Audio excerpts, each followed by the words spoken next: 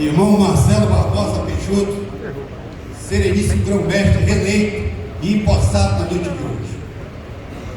Excelentíssimo senhor vice-presidente da República Federativa do Brasil, irmão Antônio Hamilton Martins Mourão, e senador da República, eleito pelo Estado do Rio Grande do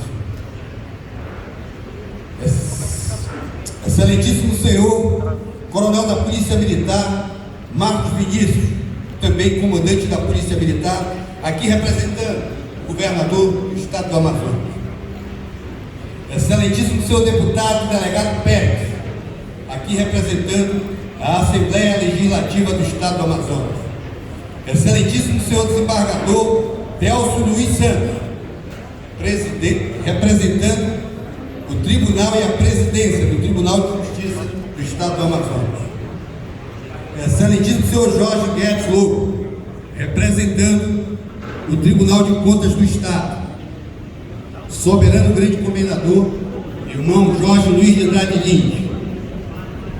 Irmão Aldino Brasil, secretário-geral da CMSB.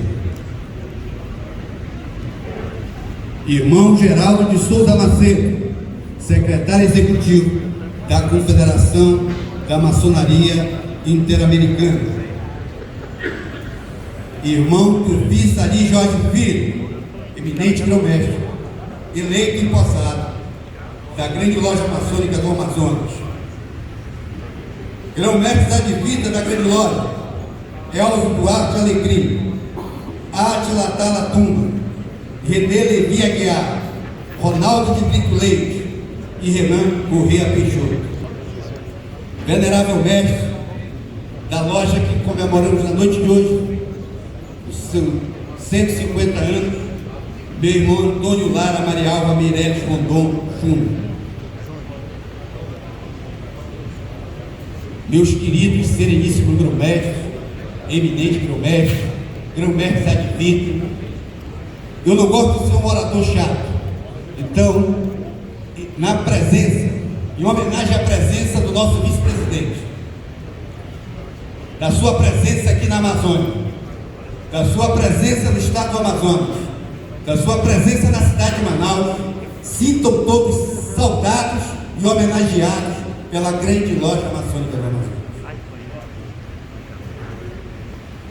Meus irmãos mestres, companheiros e aprendizes, meus amados irmãos, senhoras e senhores, primeiro quero registrar as boas-vindas da grande loja das autoridades constituída a todos os grão-mestres, suas comitivas, extensivo a seus familiares, cunhadas e sobrinhos.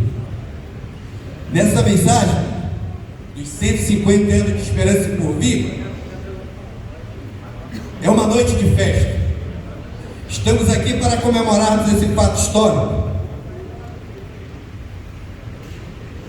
Meu querido grão-mestre Marcelo Barbosa Peixoto, esse é um discurso baseado nos livros Centenário Maçônico da Lava do Parto Grão-mestre Rodolfo Guimarães Vale, do livro Registro Maçônico da Lava do Parto Grão-mestre Mário Silvio Cordeiro Versosa, e no artigo científico produzido pelo irmão Luiz Felipe Batista Cardoso, grande secretário de Relações da Globo.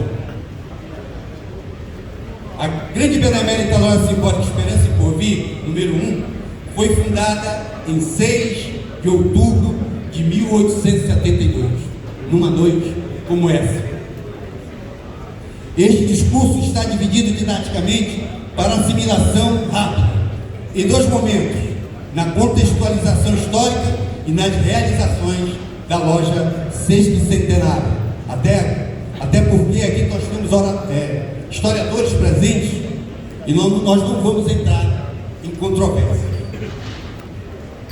Para entender o quadro atual da maçonaria na Amazônia Ocidental, é imprescindível que se analise o pano de fundo histórico da região e do país nos momentos que antecederam o surgimento das primeiras oficinas, em particular da loja Esperança e Porvir. A cidade de Manaus, que abrigou a primeira loja maçônica do Amazonas, era bem diferente desta cidade que nós vivemos hoje. Por isso, é de vital importância que entendamos Que Manaus era aquela? Em que contexto a cidade estava inserida? Em meados do século XIX, antes de 1872, só era possível chegar em Manaus de barco, partindo de Belém ou de Iquitos, no Peru. Isto é, o transporte era fluvial. Não existia ainda o avião. Foi existir em 1906. Apesar dessas dificuldades de logística, a cidade de Manaus era ponto de parada para cientistas e viajantes europeus. Vejamos o que nos diz Paul McCoy, que visitou a cidade em 1847, vindo através do Rio Solimões, desde o Peru. Nos dá conta de que, abre aspas, a Barra é habitada por 3.000 almas, 2/3 das quais constituem a população permanente e as demais temporárias. O número de casas é avaliado em 147. São casas espaçosas e bem ventiladas, mas geralmente carentes de qualquer conforto e mobília. Todas têm hortas ou pequenas áreas cercadas, mal conservadas e invadidas pelo mar. Os habitantes da Barra dedicam-se exclusivamente ao comércio, sendo alguns deles atacadistas e outros varejistas. O cientista inglês Alfred Russel Wallace, que visitou a cidade entre 1849 e 1850, assim registrou: a população da cidade é de 5.000 a 6.000 habitantes, dos quais a maior parte é constituída de índios e mestiços. O comércio local consiste principalmente na exportação de castanhas, salsa parrilha e peixe, e as importações de tecido europeu de inferior qualidade, cutelaria ordinária, colares, espelho e outras bugigangas mais. A cidade era rústica e a economia amazonense era baseada no extrativismo das drogas do sertão. Manaus foi elevada à categoria de vila em 1832 e à categoria de cidade em 1848.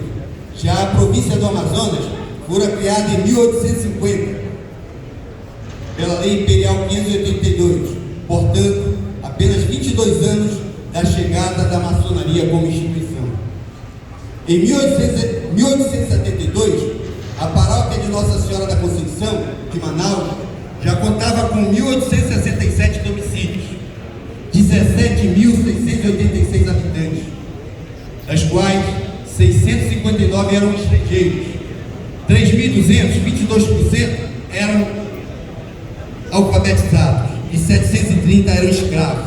Esse crescimento populacional de 5.000 em 1850 para mais de 17.000 em 1872 pode ser explicado, em parte, pela abertura do Rio Amazonas para o comércio internacional em 7 de dezembro de 1866, obtida por comerciantes ingleses junto ao imperador.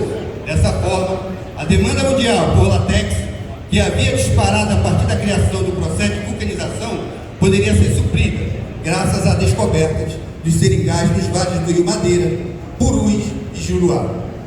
Até aqui contextualizamos como era a cidade de Manaus, de 1849 a 1872, e a recém-criada província do Amazonas, na época do Império Brasileiro. E o boom da demanda pela borracha no mercado internacional, impactado no crescimento e desenvolvimento da cidade de Manaus, denominada de Ciclo da Borracha. Foi nesse cenário que foi fundado, em 6 de outubro de 1972, a loja provisória Esperança e Porvir, atual grande e benemérita loja simbólica Esperança e Porvir número 1. Como ficou registrado na sua ata de fundação, a ideia de criação da mesma, abre aspas, foi a convite dos irmãos Leopoldo Francisco da Silva, tenente, diretor dos Educandários Artes, e João Inácio de Oliveira Cavaleiro, capitão do Exército, os demais maçons domiciliados na cidade de Manaus. Como nasceu o nome da loja? Sendo notoriamente conhecida da maçonaria, presente, até mesmo em muitos painéis, as 3 virtudes teologais, fé, esperança e caridade, motivaram o irmão Leopoldo da Silva a propor que a nova oficina fosse batizada com o nome de Esperança.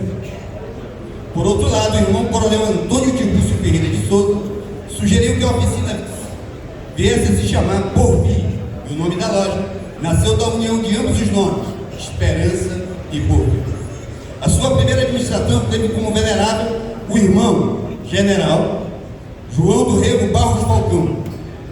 Outro fato marcante, meu sereníssimo doméstico, foi o primeiro profano a solicitar sua iniciação em nossos trabalhos, foi o senhor Domingos de Almeida Souto. Ele era comerciante de nacionalidade portuguesa e a 21 de novembro de 1872 foi registrado que mais de 60 profanos apresentaram-se e solicitaram para ser iniciados na primeira iniciação, lá na loja Esperança e Porvir.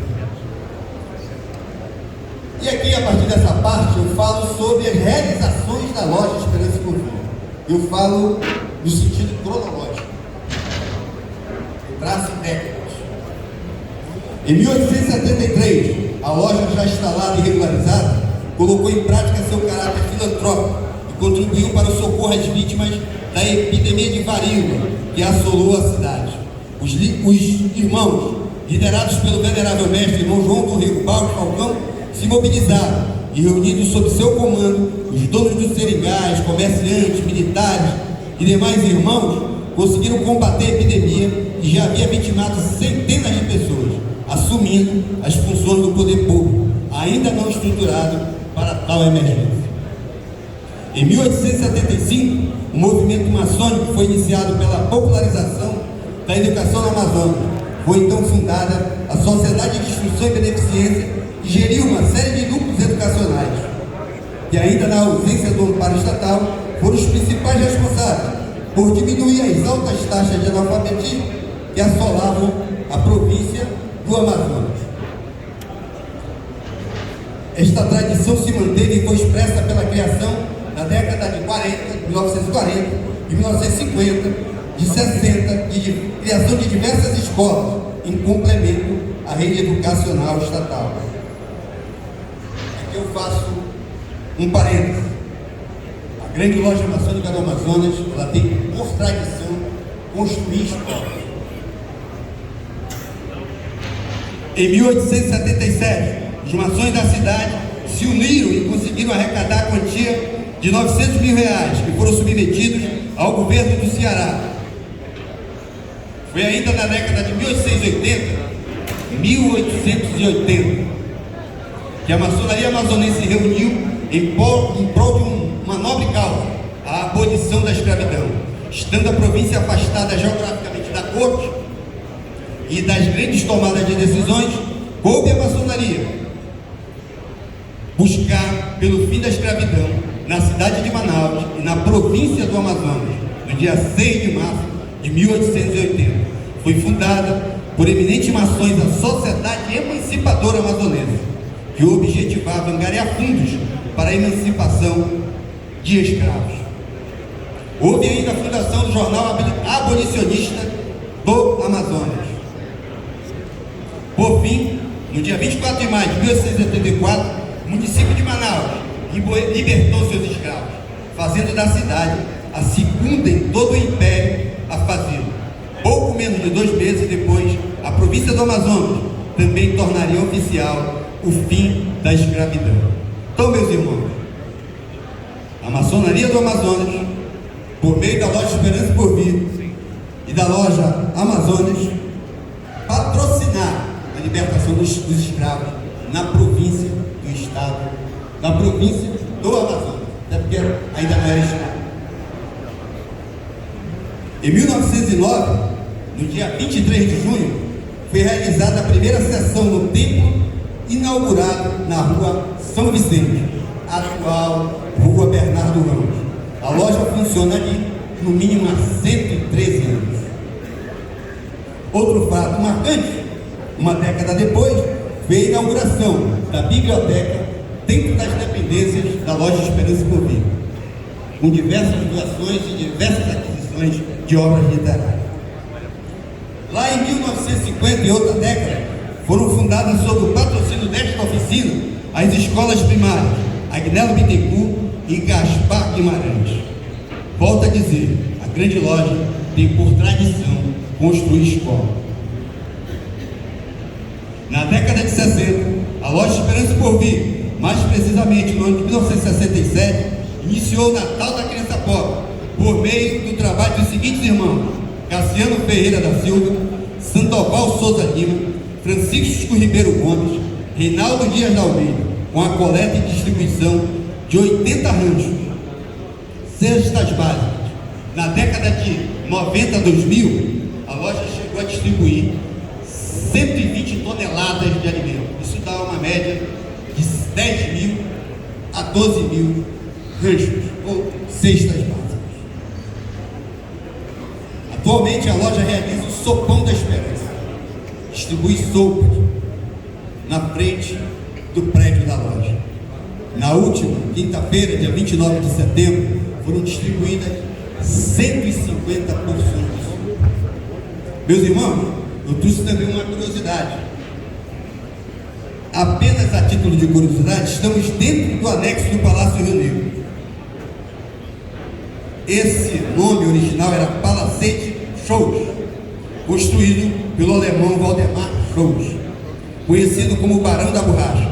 Foi construído no período de 1903 a 1910, inaugurado em 1911, adquirido pelo governo do Estado em 1917, para tornar-se sede do Poder Executivo e residência do governador até abril de 1995. Esse palácio, esse é o anexo desse palácio que eu estou me reportando. Para concluir, registro as parabenizações aos obreiros da loja Esperança e Porvir, os de ontem e os de hoje, por não ter permitido a interrupção dos trabalhos maçônicos desta oficina, em especial aos 11 fundadores e aos outros 3 que foram representados pelo seu diploma. Parabéns à grande loja maçônica do Amazonas, irmão Marcelo, pelos seus 150 anos de sua jurisdição. Parabéns pela sua reeleição, sua do irmão Tupi. Parabéns pelas suas respectivas posses. Parabéns ao povo do Amazonas, ao povo da cidade de Manaus, à história da maçonaria no Amazonas, pela sua pujança diante das dificuldades geográficas e de logística. Sereníssimo meu mestre, cumprida suas ordens. Tenho dito.